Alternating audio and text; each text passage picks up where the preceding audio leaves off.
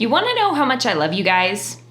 I'm about to ruin a really beautiful wash day just to show you all the ways I know of to put your hair up that are less damaging.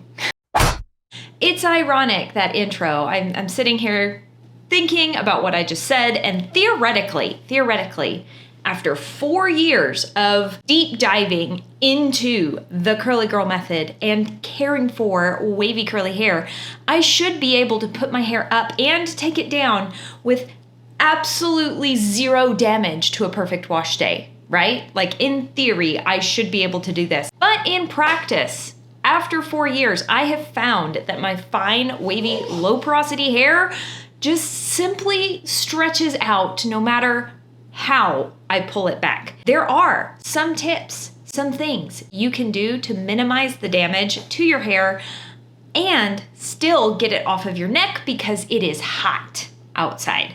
This summer has been brutal, has it not? Comment down below. Has the summer been brutal for you? Because it's been so bad for us. As someone who is on a mission to grow their hair out as long as possible, I want to be a glorious wavy mermaid. I cannot help it. I have goals, people. I have long hair and it's hot and I'm dying. So I perfected several different ways of putting my hair up that do allow me sometimes to take it back down and wear my hair down with minimal refreshing that minimize damage, minimize breakage, because I got the long hair goals. All right, I want to start off by addressing the damage that I am talking about that we're avoiding, the two specific types of damage that we're avoiding in today's video. We are avoiding mechanical damage and damage due to tension. There are some people that have said that even the act of putting your hair up is too damaging. And while I see what they're saying, I think this stems from them potentially having a very sensitive scalp. People with a very tender scalp or very coarse hair will actually have their scalp begin to hurt because they change the direction of their hair. The hair is used to going down and then they make it go up, and that causes some tenderness at the root of the hair. I personally don't have that issue. I style my hair upside down. I wear my hair up all the time and I don't have tenderness in my scalp. I haven't noticed damage due to changing the direction of my hair.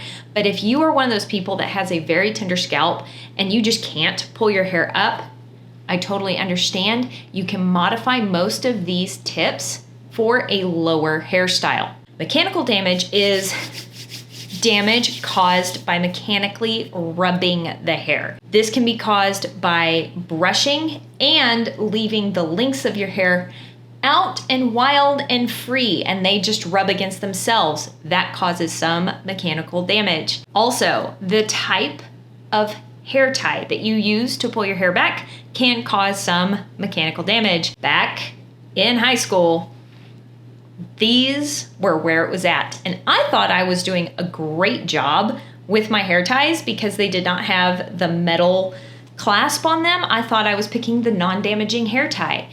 But the fabric on these hair ties would cause mechanical damage in my hair. I would bind these things down so tight into my hair. I would wrap them 3-4 times. I broke more of these than I can count by trying to bind them down so tight on my ponytail that I had an actual line of demarcation in my hair from breakage. Not a crease from where I had my hair pulled back. No, these do crease your hair, but I had an actual line of breakage from where I was binding these down on my hair. That was mechanical damage. Damage due to tension is where you pull your hair back so tight that you're actually stretching the strand of hair and causing the disulfide bonds to break because you're pulling it so tight. Have you ever taken one of your shed strands of hair and pulled on it and then let it go back and it goes back in a weird wonky shape because you've kind of damaged it due to stretching? That's what I'm talking about with damage due to tension. Now, you can cause permanent damage through traction alopecia. This is where you pull your hair back in the same hairstyle over and over and over and over, day after day after day. Maybe it's a specific kind of braid. Maybe it's a really, really tight ponytail.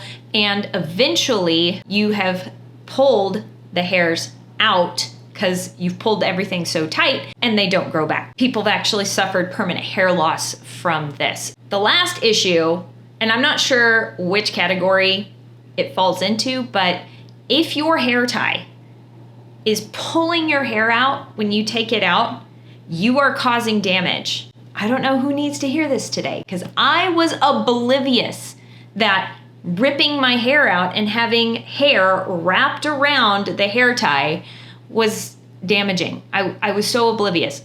If your hair tie is ripping your hair out, you need a new hair tie.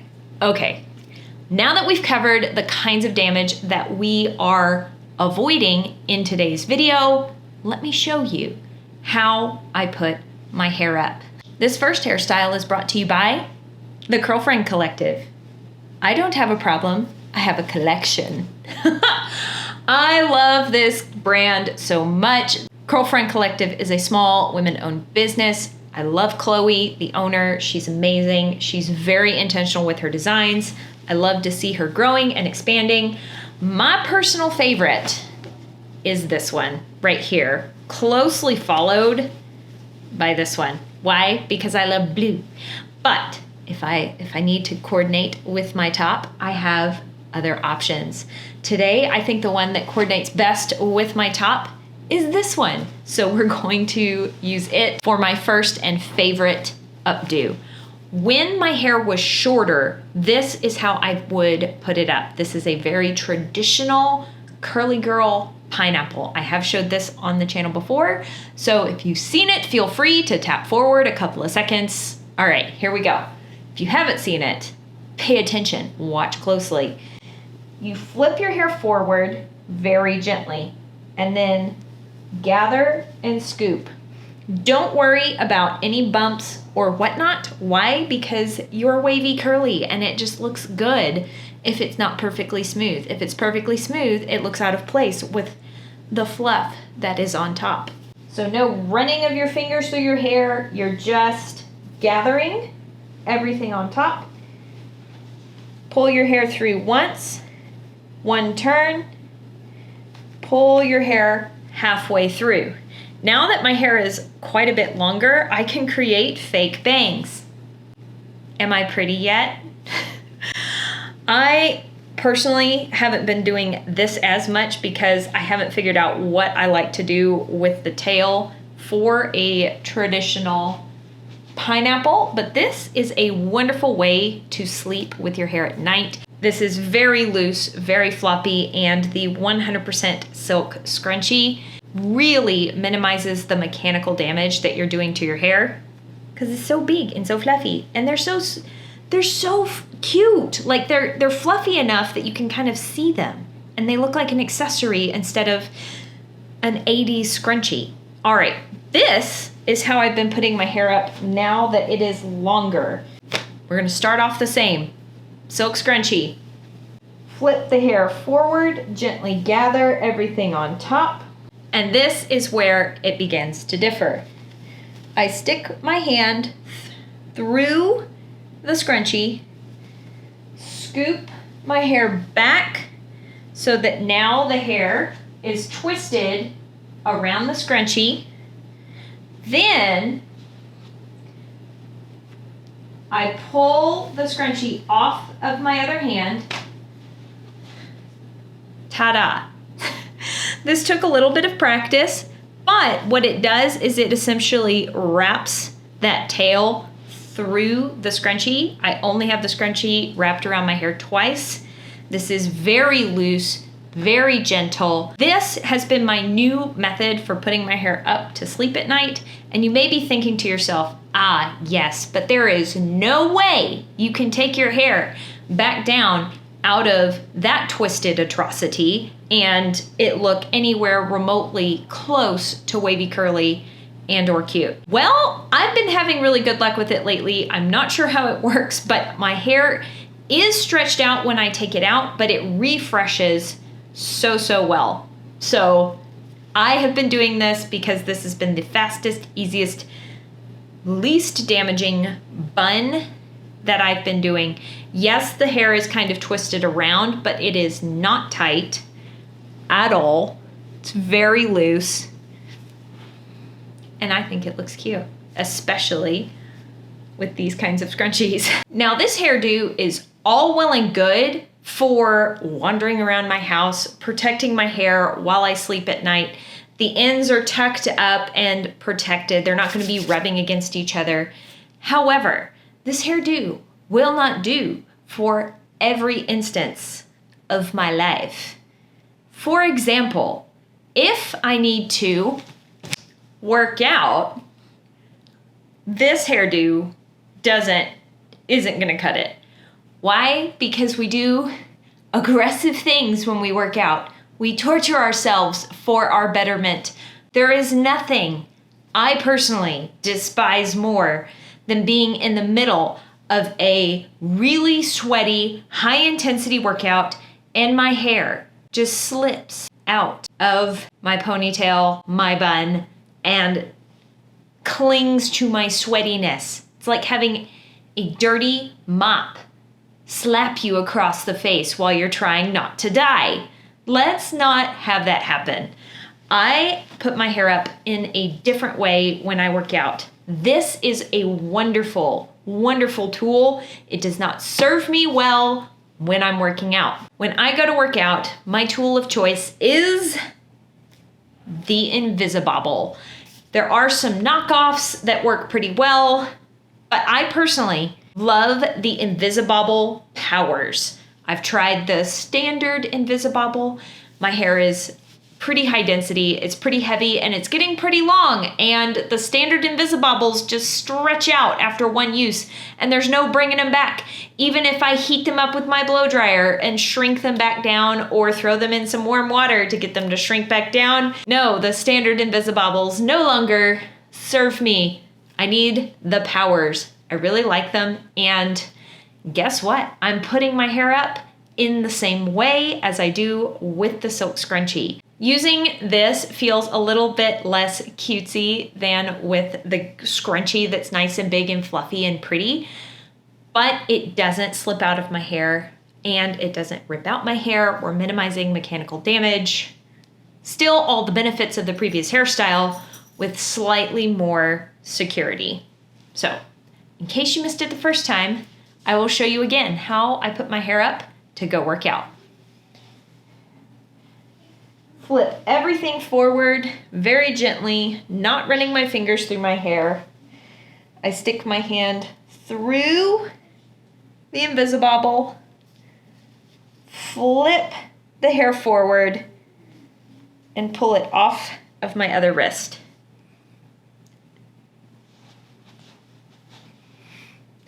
And this is how I wear my hair to go work out, lift weights, get buff with minimal damage to my hair. If your hair is shorter and you can't even pull it back into a ponytail, but you want to go work out, might I suggest using something like a satin headband, a silk scarf to create a headband situation to just hold the hair out of your face. That could serve you very well. I find that the headbands that are like real sticky, that have almost that glue, it's not glue, it's like hot glue, stretchy hot glue situation on them that keep them from moving, those can actually rip and pull those very delicate, fine baby hairs. Using something like a silk scarf would be way more gentle on your hairline, minimizing damage there. But this works well for me for a light to moderate workout. Now, when I'm going to go run, I just got done with my run this morning and I want to show you how I put my hair up in the most protected way possible for a run. A run tends to be the most aggressive form of exercise I do, and it needs to be the most secure. But I am not going back to the old school stretchy hair ties that are tight, but that also cause mechanical damage to my hair. So you can see I'm wearing a cap. This one in particular is from Ponyflow. Actually, these are the only caps I wear because of how they open. They have a high enough opening that I can put my ponytail through it. And I have my hair twisted down into a bun. Again, it's very gentle and I'm using yet another scrunchie, but this one is from Lily Silk. It's much smaller than one of my Curlfriend Collective scrunchies. It doesn't stretch nearly as far. It's got maybe the hosiery type of elastic in there. It's very strong. And the way I put my hair up for a run that is gentle with minimal damage, again, scooping my hair up, not brushing it. And I do gently twist it. We're not twisting it tight here. It's super gentle. Then I put the scrunchie on once, twist, and only go half of the bun. This may be my least flattering hairdo, especially with how bumpy it gets, but it is definitely the most secure for when I go for a run. It keeps the lengths of my hair contained so that they are not flapping in the breeze, rubbing on each other, getting super tangled, and it keeps it off of me. It's not touching me, which is very important to me. Now there is one more way that I pull my hair back with less damage, and I will show you that now. Here is the last way that I pull my hair back up out of my face with minimal damage. And this may or may not be one of my favorites because not only does it combine a treatment of sorts to the hair, but it also gets the hair out of my face and is like the easiest treatment ever. I am taking 10 drops of my favorite hair oil and gently glazing this over my hair. I will be doing a pre-poo treatment with this oil. This has become one of my absolute favorite things to do the day before wash day. I get a decent amount of oil and apply it to my hair and let it soak deep into my hair's soul. That was a little dramatic. All right, now that I've glazed that over and there's some oil on my hair, I'm going to gently start finger detangling. Probably should take off my ring. I do this with my fingers first because it is quite gentle and I'm just making sure that there aren't any crazy knots in my hair right now. The reason I do this after I've glazed an oil on it is that there is more slip in my hair and each strand is better protected from damage due to detangling. So, all right, now that my hair is detangled, I am ready to move on to the next step, which is dry brushing. We've been avoiding this entire time. Why am I caving now? The reason is that oil is in my hair is quite protected, and I want to make sure that everything is very evenly distributed. I am also using the Wet Brush Shine brush. It's got these boar bristles along with incredibly bendy, flexible bristles. So again, we're really minimizing damage here. We're really being gentle. We're pretending that the hair is a fine, delicate silk. You should never feel any tugging or pulling. See? Isn't that awesome? It just so gently glides through because we've done the prep work with the finger detangling and applying the oil beforehand. Always starting at the very ends and gently working your way up. Now it's time to braid the hair.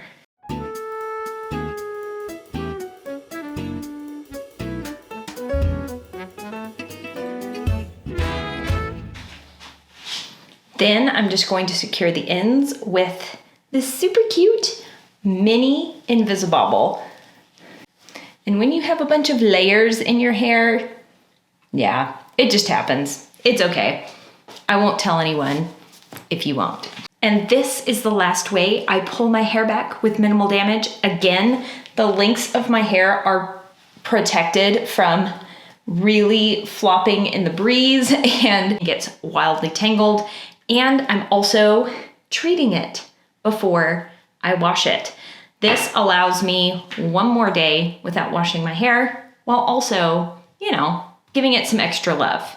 All right, guys, I hope you found some of these tips and tricks helpful. These are not tips and tricks you can do one time and see a radical difference in your hair.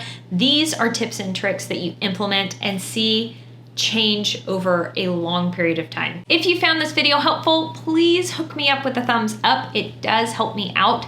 Good old YouTube algorithm.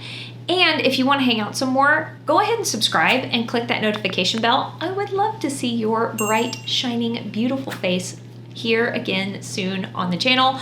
We will be having more videos coming your way very soon. As always, I hope you're having an absolutely fantastic day, and I will talk to y'all later. Bye.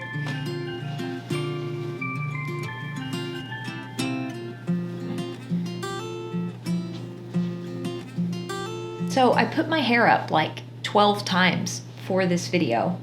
You didn't see all the outtakes. How does it look? Did it hold up at all? Did it hold up well? Also, anybody else finish a wash day, wear their hair down for like 30 minutes and then put it up?